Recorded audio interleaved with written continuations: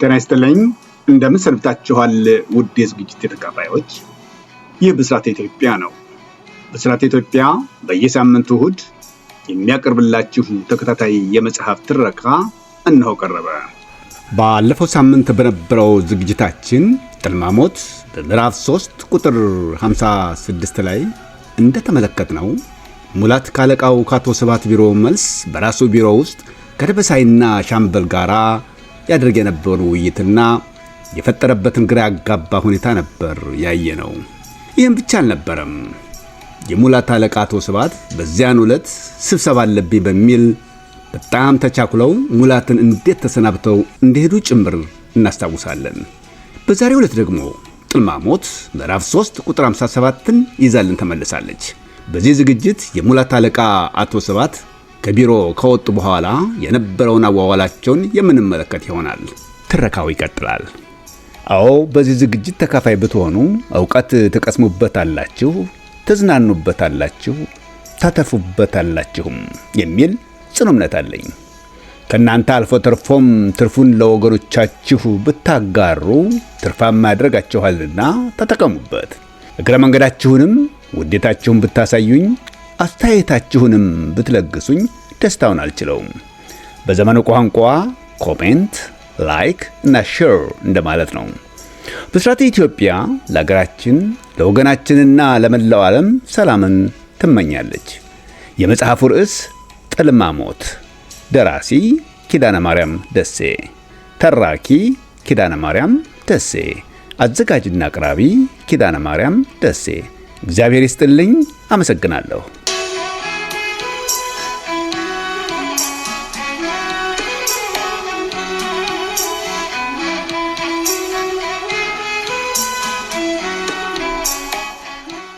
አቶ ስብሐት ከበላይ አካል ለስብሰባ ብለው ከቢሮአቸው እንደወጡ በተጠሩበት ቦታ በመገኘት ረዘም ላለ ሰዓት ስብሰባውን ተካፍለው ቢጨርሱም ወደ ቢሮአቸው መመለስ አልፈለጉም። በአጋጣሚ ሌላ ያዙት ቀጠሮ ነበረባቸውና ወደዚያው አመሩ። እንደደረሱም የእጅ ማስታወሻ አጀንዳቸውን ገልጠው አንዳንድ ነጥቦችን ማስፈር ጀመሩ። ለዚህ ካበቃን እነዚህ ሰዎች ግድ ማወቅ ይገባቸዋል። ሌላው ቢቀር ተሰባስበን የስሜታችን መግለጽም ሆነ ማንጸባረቅ ይኖርብናል፣ ይገባናል። አይኖቻቸውንና ብዕር የያዘ እጃቸውን አስተባብረው በጻፏቸው ስሞች ላይ ከላይ ወደ ታች እያንደረደሩ ዝርዝሩን ተመለከቱ። አጀንዳቸውን አጥፈው ብዕር የያዘ እጃቸውን ወደ ላይ በማንሳት ሽቅብ አንጋጠጡ። ምስጋና ይጎደል እስኪ ፈጣሪ፣ ስንቱን አስተናግደ ተዘልቀ ይሆን ወልደ ማርያም ወልደ እግዚአብሔር። ከፊሉ በሆዱ ራብ ረፍት ነስቶት ተቸግሮ ያስቸግራል። የመንፈስ ረሃብ ከመሰለ ጭንቅ የምትገላግል ታዳጊ አምላክ መሆንክን እንደኔ የሚያውቁ ስንት ይሆን ከቶ? የኛ ሰው ለክፉ ስራ ለኃጣን የወረደ ለጻድቃን ይተርፋል ይላል። ለጻድቃን የተወረወረ የመለኮት በረከትስ እስቲ አንተ ቋጨው። በታከተና በዛላ አእምሮአዊና አካላዊ ስብዕና ተውጠው ተመለሱ። ብዙም አላስጠበቋቸውም። የኮሚቴው አባላት ተከታትለው ደረሱ። እንደዛ ለሙላት ሲያጫውቱት በተቋቋመው አዲስ ኮሚቴ ውስጥ በከፍተኛ ቦታ ካለ እንደራሴ ከማምነው አንድ ሁነኛ ሰው እንደሰማሁት ከሆነ ይሉት እንደነበረው አልነበረም። የኮሚቴው ሰብሳቢ ለካስ ራሳቸው ኖረዋል። ስብሰባውን መምራት እንደጀመሩ ስብሰባው ተጠቃለለ ማለት ይቻላል። ጓዶች አሉ ብሩህ ከሆነ ፈገግታ ጋር አቶ ስብሐት፣ የኮሚቴው አባላት በሙሉ ተገኝተናል። በጣም አመሰግናለሁ። ጊዜ ማባከን የሚያስፈልገን አይመስለኝም። በቀጥታ ወደ ተባለው ቦታ እንንቀሳቀሳለን። ብድግ አሉ። እንደቆሙ አጠገባቸው የነበሩ አስፈላጊ ማህደሮችን በማንሳት ለኮሚቴው ጸሐፊ ሰጡት። መያዝ የሚገባቸው ተጨማሪ ሰነዶች ነበሩ። አቶ ስብሐት ኋላ ቀረት እንደማለት ብለው አሁንም እንደቆሙ ስልክ ደወሉ። ለስራ ጉዳይ ወደ እናንተ በማምራት ላይ ነን የሚል ቅብጥ ያለች መልእክት ብቻ አስተላልፈው ስልኩን ዘጉት። አባላቱን ተከትለው ወጡ። የኮሚቴው ጉዞ የፖለቲካ እስረኞች ወደ ታገሩበት እስር ቤት ነበር። አሳሪው ክፍል ቀደም ሲል ኮሚቴው እንደተቋቋመ ሰሞን በቁጥጥሩ ስር ያሉትን የፖለቲካ እስረኞች ስም ዝርዝር የታሰሩበትን ዘመን አሳሪውን ክፍልና ምክንያቱን ከየግል የክስ መዝገቦቻቸው በመጥቀስ የራሱን አስተያየት ጭምር በመግለጫ አግባብነት ላለው የበላይ አካል በአስቸኳይ እንዲያቀርብ በታዘዘው መሰረት አጠናክሮ ከመላኩ በስተቀር ለምን እንደተፈለገና ማን እንደፈለገ ለይቶ የሚያውቀው ጉዳይ አልነበረም። ቢጠራጠርምና በይዘቱ ከወትሮ ለየት ያለ ቢመስለውም ከተለመደው ስታቲስቲካዊ መረጃ የሚያልፍ አይሆንም የሚል ነበር። ቡድኑ ደረሰ። የቡድኑ አባላት በኮሚቴ ስራቸው ሳይሆን በፖለቲካ ስርዓት ውስጥ በያዙት ዕውቅ ቦታ አስቀድሞ ስለሚታወቁ በማንነታቸው ሊያጠራጥር የሚችል ነጥብ አልነበረም። ጉብኝትም ይሁን ሌላ እዚያ የመገኘታቸው ጉዳይ ራሱ ድንጋጤ ፈጥሯል።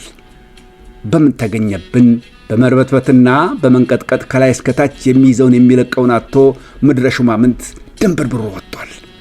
በጤና ዓይን ያየው አልነበረም። ባለቃው ቁርሾ ያለበት አንዳንዱ የበታች ሹማምንት ሆነ ባልደረባ የታባቱ ምድረ ምናምንት ሁላ ዛሬ ጉድ ፈላበት፣ ጊዜውን ጠብቆ ይኸው ዋጋውን አገኘ፣ እሰይ ያለም አልጠፋም ነበር። ቡድኑ ራሱና ተልእኮውን በመሪው አማካይነት ካሳወቀ በኋላ ለሕጋዊነቱ ሲባል ስለ ቡድኑ እንቅስቃሴ በመሸኛ ደብዳቤ የተደገፈ ከሚመለከተው የበላይ አካል የተጻፈ ማስረጃ ለእስር ቤቱ ኃላፊ አስረከበ። ይህን ጊዜ ነበር ጭንቅ በጭንቅ የነበረው ሁሉ እፎ እያለው። ቡድኑ ጊዜ አላባከነም። አብረን እንንቀሳቀስ በማለት ተነሳ። የእስር ቤቱ ኃላፊ ዝርዝሩን በመያዝ ፊት ለፊት እየመራ እስረኞቹ ወደ የሚገኙበት ክፍሎች አመራ። የፖለቲካ እስረኞቹ ከያሉበት እየተለቀሙ ገላጣ ቦታ ላይ እንዲሰበሰቡ ተደረገ። ቡድኑን በጥቂት ደቂቃዎች ልዩነት ተከትሎ የደረሰው መለዮ ለባሽ የጥበቃ ሰራዊት ዙሪያ ገባ ቅጥር ግቢውን እንዳለ ከበበው። አቶ ስብሃት ከእስረኛው መሃል በአዩኝ አላዩኝ በዓይናቸው የሚፈልጉት ሰው ነበራቸው። አገኙት። እሱ ነው አይደለም በሚል ሰቀጥጣቸው ስሜታቸውን እንደምን ተቆጣጠሩት። በሌላ በኩል እስረኞቹ ዱብዳ ሆኖባቸዋል። አንዳንዱ የወቀውም አጠገቡ ካለው ጋራ ለምን ሊሆን እንደሚችል የስጋት ስሜቱን የፍርሃቱን ያህል የመሰለውን ይለዋወጣል። አንዳንዱ ደግሞ የመጣው ቢመጣ ደንታ የሚሰጠው አይመስልም። ፊቱ ቁጭም እንዳለ ነው። ከደቀቀ አካሉ ይልቅ ወኔው ደምቆና ገኖ ይታያል። አንዳንዱ ደግሞ ይልቁንም ከሁሉም በላይ ያሳሰበው ጉዳይ ምን ሊሆን እንደሚችል ለመጠርጠር በማያዳግት መልክ ያስታውቃል። ሰው ፍለጋ ላይ አተኩሯል። ወዶ አልነበረም።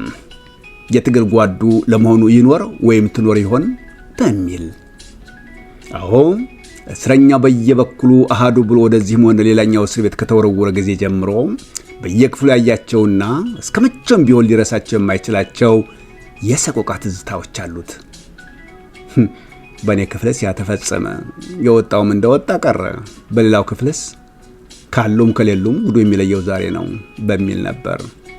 ፈልጎ ፈላልጎ ተስፋ ሲቆርጥ ጥርሱን ይነክስና አስፈላጊው ትዝታ ተስፋክቶ ይመጣና እኔ ነኝ የበላሁት የሚለው ይመስለዋል። በቦዛይኑ ያንን ወቅት በትዝታ መነጽር አጠገቡ በማምጣት ትርኢቱን መመልከት ይጀምራል።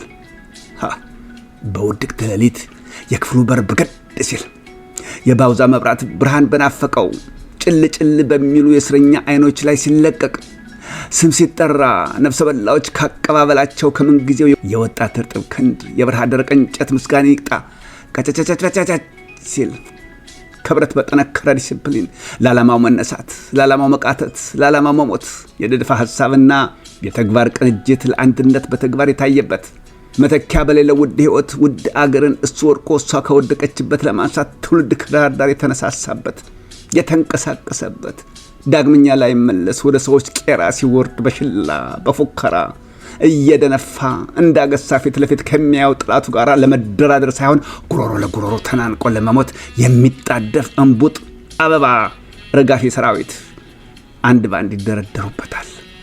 አንደኛው ትዝ ብሎት የሱን ሳይጨርስ ሌላኛው በአቋራጭ ይመጣበታል። ያንዳንዱ ቁም ነገሩ ብቻ ሳይሆን በእስር ቤት ቆይታው ቀልድና ጨዋታው ጭምር እየመጣበት ሳይሆን አይቀርም። አልፎ አልፎ ፈገግ ሲል ይስተዋላል። አፍታ ሳይቆይ ፊቱን መልሶ መከራ ይወርሰዋል። ፈልጎ ፈላልጎ ያጣውን የትግል ጓዱን ለአመል ያህል እንኳ ተሳስቶ ተፈቶ ይሆናል የሚል አልነበረም። ከስንት ዓመት በኋላ አዲስ መርዶኛ የሆነውና ያርፋል። ወድቆም ውድቀቱን በጸጋ ተቀበለ ህሊና አናት ይሁን ልብ ውስጥ ተቀብሯልና በዛች የተስፋ ጭላንጭል በሚታየባት ቅጽበቱም ቢሆን ተጠያቂ ነኝ የሚል ቢገኝ ከመፋለም ወደ ኋላ እንደማይል የሞተው ሰውነቱ ባልሞተው ወኔው ውስጥ ዘልቆ በጉልህ ሲፈታተነው ይታያል። የሚያደርገው ሲያጣ በቆመበት በርከክልና በሁለት መታረሪያ እጆቹ ውስጥ የመነመነች የባጓ አንገቱን ቀብሮ ቁዘማውን ይያዘዋል። በእስረኛው መሃል የሚታየው የተለያየ ገጽታ ለስንቱ እንደሚጋው ማወቅ ያስቸግራል። ቡድኑ በስም ዝርዝሩ መሰረት የሚፈለጉት መውጣታቸውን ሲረዳ ለማነጋገር ወደ ተዘጋጀው አዳራሽ እንዲገቡ መመሪያ ተሰጠ። እስረኞቹ ተጠቃልለው መግባታቸው እንደታወቀ ቡድኑ ወደ አዳራሹ አመራ። ሁሉም ቦታውን እንደያዘ አቶ ስብሐት ስብሰባውን በንግግር ከፈቱ። የቡድኑ አባሎች ለስብሰባው ካስታወቁ በኋላ ተልእኮው ምን እንደነበረ፣ ምን ደረጃ እንደደረሰና የመጡበትን አብይ ምክንያት እጥር ምጥን ባላገላለጽ ተቋቋሙ። ለማንኛውም አሉ በንግግራቸው መሃል አቶ ስብሐት ከገነገነ የፊውዳል ስርዓት ጋር በመታገል የፖለቲካ አቅጣጫዋን ሶሻሊዝም ይሆን ዘንድ በመምረጥ በአብዮታዊ የሞት ሽረት የመደብ ትግል በአሸናፊነት ለመወጣት ጥረት የምታደርግ አገራችን ኢትዮጵያ ይቅርና በየትኛውም ሀገር ቢሆን መንግስትና ሕግ የሚሏቸው ጽንሰ ሀሳቦች እስካሉ ድረስ አሳሪዎችና ታሳሪዎች መኖራቸው የማይቀር ይሆናል። ከሁለቱ ባንዱ የተሰለፈ ማን የሚሆን ማን በሀገር ላይ የመጣን ሕግና ስርዓት ይጣምም አይጣምም በጣመውና ባልጣመው መሃል መናጎር ግድ ነው። እርግጥ ባይጣመውም በሰላም መቀመጥ የፈለገ በልጥ አሜን ብሎ ሊቀበለው ይችላል። ያለበለዚያ ተቃውሞውን በአደባባይ ይፋ ካወጣው ደግሞ ተቃዋሚ ነው ማለት ነው። ፖለቲካ ሆኖት ያርፋል። ለምን የሚባል ፖለቲካ ማለት በመደቦች መሃል ያለው ግንኙነት ነው ተብሏልና። በዚህ ጊዜ መንግስት የዋህ አይደለም። ተቃዋሚዎች እንኳን ስለ ትግል ተነሳስተው ይቅርና ገና ሳይነሱ አንዳንዴም እንዳያስቡም ሊሆን ይችላል። ለምን የሚባል ያስም ይላልና ሕጉ አስቀድሞ ባዘጋጃቸው ሕጎቹ አንቀጽ ጠቅሶ እንዳስፈላጊነቱ እስር አይደለም እስከ ህልፈተ ሕይወት ድረስ ሊያደርስ በሚችል ቅጣት ሊሸነቁጣቸው ይችላል። እዚህ ላይ ነው አንዳንድ የዋህ ዜጎች ጋር በአስተሳሰብ የማንስማማው። የባስ ብለው አሁንስ ይህ መንግስት አበዛው፣ ይህን መሰሉን አሳፋሪ ጉዳይ መስራቱ ትክክል ነው ወይም አግባብ ነው ሲሉና ሲተቹ ይሰማሉ። እውነቱ ግን እንደዚህ አይደለም። እውነቱ በስርዓቱ ቁንጮ ያለ የፖለቲካ አካል እንዳለው መሆን ከተቻለ ጥሩ፣ ካልተቻለ አቅምን አውቆ መነሳት ብቻ ነው አማራጭ ሊሆን የሚችለው። ይህን ያነሳሁት በከንቱ አይደለም። ምናልባት በአሁኑ የእስር ቤት ቆይታችሁ ተፈጽሞባችሁ ሊሆን የሚችል ህጋዊም ይሁን አይሁን ለጊዜው ተዋዋለሁ። የመጨረሻ አስከፊ ደረጃም ቢሆንም አይሆኑ አወዳደቅ ብትወርቁ የመጀመሪያ ተጠያቂ ራሳችሁ ናችሁ። ስለ መደብ ትግል ምንነት ለእናንተ ማስተማር መጃጃል ነው የሚሆነው። ማን ይሞት ብታሸንፉ ኖሮ ይህን መንግስትና ሰዎቹን ቅቤ ልትቀቧቸው ኖረዋል። ስንተዋወቅ የአፍሪካ ፖለቲካ መሆኑ ቀረ እንዴ? ለመጀመሪያ ጊዜ ስብሰባው ከዳር ዳር በሳቅ አወካ። አዎ የእኛ ሰው የልቡን ሲነግሩት የኮረኮሩት ያለ ይስቃል ይላል በማለት ቀጠሉ አቶ ስብሐት። ግራም ነፈሰ ቀኝ ወቅቱ የጠየቀው መስዋዕትነትን በሉት እልቂት ከሁለት አንዱ አይዘልም። እሱ ነበር የደረሰብን። እንደኔ ተጠያቂዎቹ በዚህ ያለፉት ሰዎች ሳይሆኑ የመስዋዕት ከሆነ ፍልስፍናው፣ እልቂትም ከሆነ መርገሙ ነው የሚሆነው። አብዮቱ ትኩረት ሊሰጠው በሚገባው ነገር እንዲህ እንዳሁኑ ፋታ ባገኘበት ወቅት ማተኮሩ ራሱ አሁንም የፍልስፍናው ከሆነ የብስለት፣ የመለኮት ከሆነ ደግሞ የምህረት ምልክት ነውና እሰየው የሚያሰኝ ይሆናል። ውድ የሕግ እስረኞች እንደምታውቁት በአነሳሳችን ራሳችን አብዮቱ ግብታዊ ነበር ብለናል። በአንድ በኩል ልባምነት ነው ማለትም ይቻላል። ምክንያቱም ይህ መንግስት በዚህ ምድር ላይ ለአንድ ሀገር ትልቁ ሀብት ቢኖር ዜጋው መሆኑን አምኖበት ቅድሚያ ሰጥቶና ሊሳሳትም እንደሚችል ተረድቶ ለርምት ተነስቷልና። ወገኖቼ ታስራችሁ የነበረበትን ዘመን ለአንድ አፍታ ዞር ብላችሁ የነበረን ግንኙነት አስታውሱት። ለዚህ እንደርሳለን ብለን ከእናንተ ይሁን ከኛ መሃል ያሰብን ነበር ብንል ያለ ጥርጥር ውሸታሞች መሆን አለብን። ፍርሃት ዙሪያችን የከበበን ከጠላት ብቻም አልነበረም ከወዳጅም ጭምር እንጂ። ታዲያ ይህን ስታዩ ምን ትዝ ይላችሁ ይሆን? የእናንተን አላውቅም። እኔ ትዝ የሚለኝን ልንገራችሁ። አዎ ከእናንተ መሃል የነበረ ምናልባትም ዛሬን ቢደርስ ኖሮ ነፃ ሊሆን የሚችል እንግልቱም ይቅር እጣ ፈንታ ሆነና ለህልፈት የተዳረገ ነገር ግን ጠለቅ ብለን እሱነቱን ብንመረምር የእናንተን አላውቅም፣ ምናልባትም ከእናንተ የከፋ ድርጊት በመንግስትም ሆነ በህዝብ ላይ ያላደረሰ የነበረው ሰው ነው። በጣም ያሳዝናል በእውነት። የቡድን ይህን ግዳጅ ይፈጽም ዘንድ ኃላፊነት የተሰጠው ሰሞን ምናልባት በመሃል በሙሉ ይሁን በከፊል ጓዶች በባሰ ችግር ምክንያት ጊዜ አጥተው የቅዱስ ጅምር እንደታለመው ግቡን ሳይመታ ይቀር ይሆን ወይስ ይሰናከል ይሆን ይተጓጎል ይሆን በሚል ስሜት ተውጬ ስለነበር ጊዜን ለመቆጠብ ስል በማሳየው በአዲሱ የችኩልነት ባህሪዬ ይህ ሰው የምነካው በማለት የሥራ ባልደረቦቼ ሳይታዘቡኝ እንደማይቀሩ እርግጠኛ ነኝ። የቡድኑ አባላት ሳቅ ንግግራቸውን አቋረጣቸው። ልክ ነው፣ ትክክል ነው፣ እቀበላለሁ በማለት ቀጠሉ አቶ ስብሐት። አዎ ለእኔ ከዚህ በላይ ደስታ የለም። ደጋግሜ እንኳንም እናንተን ብቻ ሳይሆን መላ ቤተሰባችሁና ወዳጅ ዘመዶቻችሁን ደስ አላችሁ ላለሁ። ለሀገራችሁም ቢሆን አልበዛባችሁባትምና እሷንም እንኳንም ደስ ያላት፣ እኛንም ይህን ለማስፈጸም እድሉን ማግኘት ብቻ ሳይሆን ለማየትም አቅቶናልና እንኳንም አብሮ ደስ አለን ላለሁ። በሚያስተጋባው ጭብጨባ መሃል ቀጠሉ። የሚቀረን ቢኖር 2 ተግባሮች ማከናወን ይሆናል። አንደኛ መጠነኛ የሆነ የንቃተ ህሊና የተሃድሶ ትምህርት ይሰጣል። እንደምታውቁት ከህብረተሰቡ ጋር ከተለያያችሁ ቆይታችኋል። ብዙ ነገር ለእናንተ አዲስ ነው። ግር ሊላችሁ ቢችል አይፈረድም። ስለዚህም ለዚሁ ሲባል የተመደቡ ጓዶች አብረውን አሉ። አስፈላጊውን ትምህርት ይሰጧችኋል። ሁለተኛው እሱን እንዳጠናቀቃችሁ ከዚህ ተነስታችሁ ወደ የቤተሰቦቻችሁ ማለትም እዚህ አዲስ አበባም ሆነ ክፍለ ሀገር መሄድ ትችሉ ዘንድ ጉዞን በተመለከተ የሚከናወን ይሆናል። እሱንም ሰዓቱ ሲደርስ የተመደቡ ጓዶች ያነጋግሯችኋል። እነዚህን 2 ክንውኖች እንደጨረሳችሁ መልሰን እንገናኛለን። አመሰግናለሁ በማለት ከመቀመጫቸው ተነሱ። መጠነኛው አዳራሽ በጭብጨባ አስተጋባች።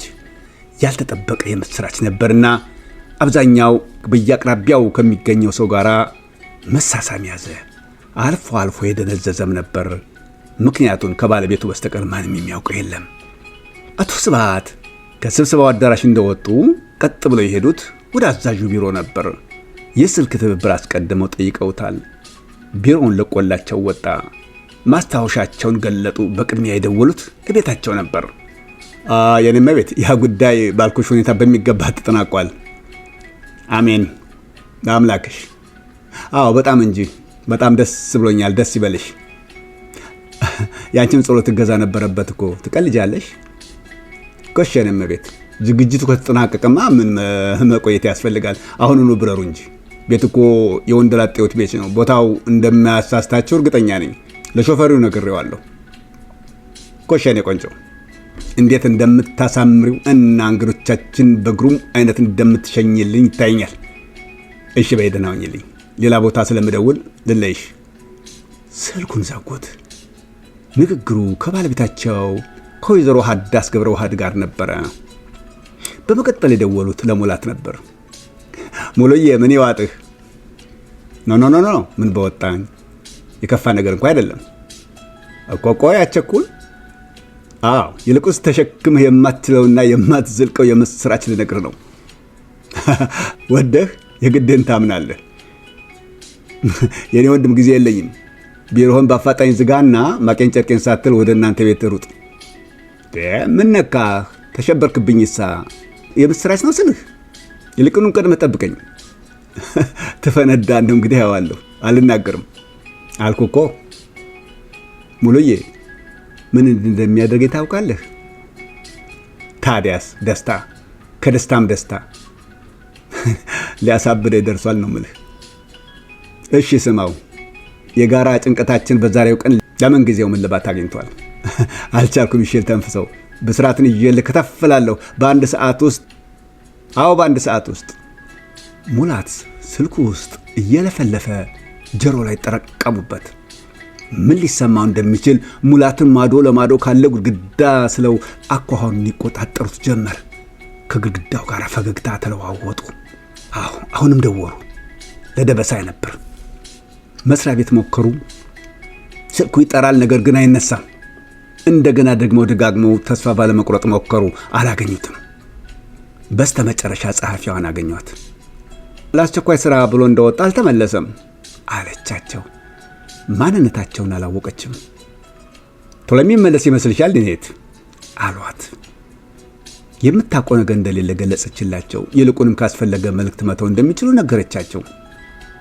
አቶ ስብሐት አንድ ነገር ትዝ አላቸው። ደነገጡ። ከመቅጽበት ዘዴ ፈጠሩ። ይቅርታ ዲኔት ማን ልበል አንቺን በማለት ሲጠይቁ ነው ማንነቷን ማወቅ የቻሉት። ስርጉት እባላለሁ ጸሐፊው ነኝ አለቻቸው። በድጋሚ በጣም ይቅርታ ዲኔት ስብሐት እባላለሁ። ከጓደበ ሳይቀጥሎ እንደምደውልልሽ እርግጠኛ ነበርኩ። ፕሮቶኮል ለመጠበቅ ሲያደረኩት ነው። መኖሪያ ቤት አካባቢ የሚደረግ ጥሪ ቢሆን ኖሮ እንደማስቀድምሽ አውቃለሁ። የምንተዋወቅ መሰለኝ ባልሳሳት ዲኔት። ለማንኛውም መልእክቱ ባንቺ በኩል ይድረሰው። የድሮ ጮኛሽ አቶ ብስራት አጥናፍ ሰገድ በዛሬው ቀን ከስር ተለቋል። ከአንድ ሰዓት በኋላ መኖሪያ ቤቱ ይደርሳል። እነ ጓድ ደበሳይ ቤት። ይህን ላሳውቆሽ ብዬ ነበር የደወልኩት። እንኳንም ደስ ያለን። ስልኩን ጠረቀሙት። ስርጉት ምን አይነት ስሜት ሊፈጠርባት እንደሚችል ከማየት ቁጥር የሆነባቸው መሰሉ። በዛን ሰሞን ያደርጉ የነበሩት ግንኙነታቸው ተደቀነባቸው። የማይረሳ ትዝታ ጥሎባቸው አልፏል። ባለፈው የኮሚቴ ምርመራ ወቅት በተደጋጋሚ ካፋጠጧቸውና ከጠሏቸው ሰዎች መሃል አንዷ ነበረች። ቀደም ሲል በፈገግታ ያጀቡት ግድግዳ ላይ ጥርሳቸውን ነከሱበት። በማስከተል የደወሉት ለኮሎኔል ይገዙ ምንዳ ነበር። አስቀድሜ ከቅርብ ጊዜ ወዲህ በመካከላችን በተፈጠረው አንዳንድ ችግር ይቅርታ ጠይቃለሁ ኮሎኔል። ከእርሰውና ከባለቤቶ አልፈን ልጆቹን ስርጉትና እነዘላለም የሚሏቸው ከንቱ እህትማማቾች እንደዛ ያመላለስናቸው እንዳሰቡትና እንደወቀሱኝ አይነት እንዳልነበረ ያው ወደ መጨረሻው አካባቢ የተረዱት ጉዳይ ነው። ያ ሁሉ ጥረታችን እውነቱን ለማጣራት ስንል ብቻ ነበር። ማንም ወላጅ የሆነ ሰው ምናልባትም በእርሰው ላይ ፈርድ ይችል ይሆናል። ቀላል ሰዎች አልነበሩም ከእድሜያቸው ማነስ በስተቀር። በተለይ ዘላለም የሚሏት ግለሰብ ይህን ሰቆቃ የተሞላበት ጥበቧን በእውነተኛው ዓለም ማስተማሪያነት ለመድረክ ብቻ በተጠቀምበት እንዴት ያዋጣት ነበር።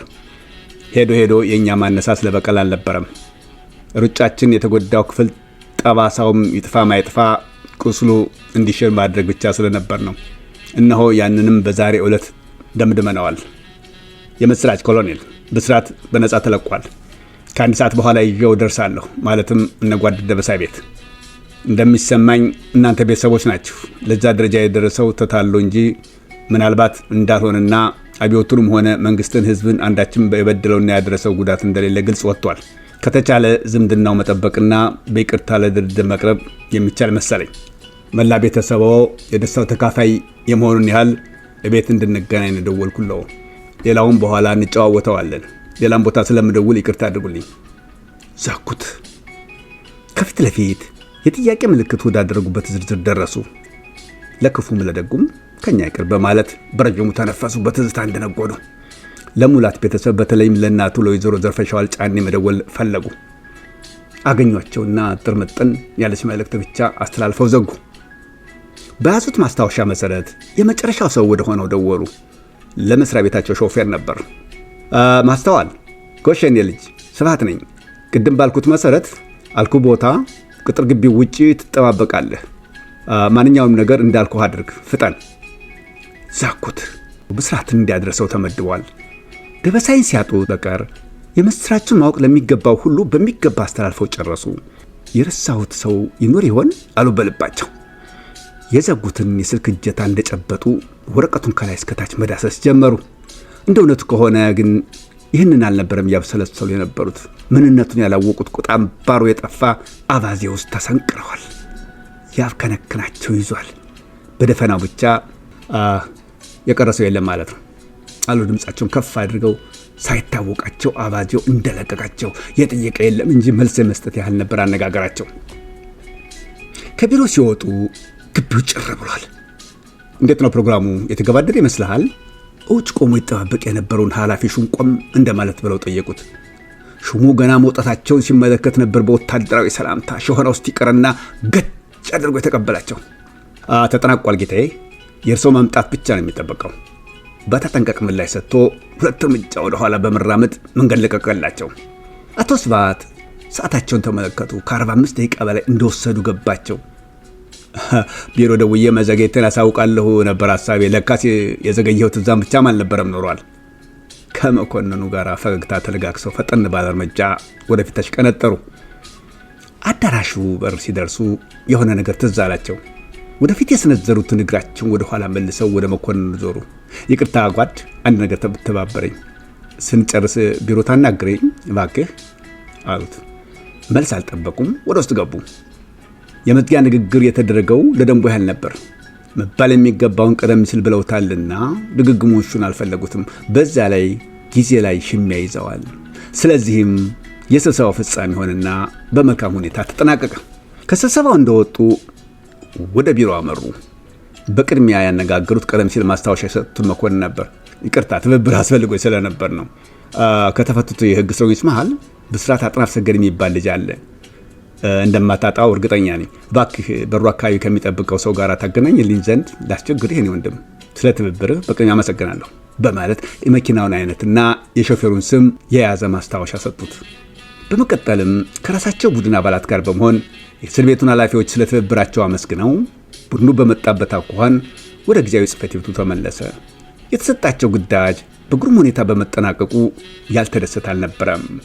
አቶ ስብሃት ከአባላቱ ጋር ጊዜ ማባከን አልፈለጉም። በዛም በዚህም ብለው አባላቱም በጊዜ ካሰናበቱ በኋላ በቀጥታ ወደ እነ ሙላት ቤት ከነፉ። ይቀጥላል።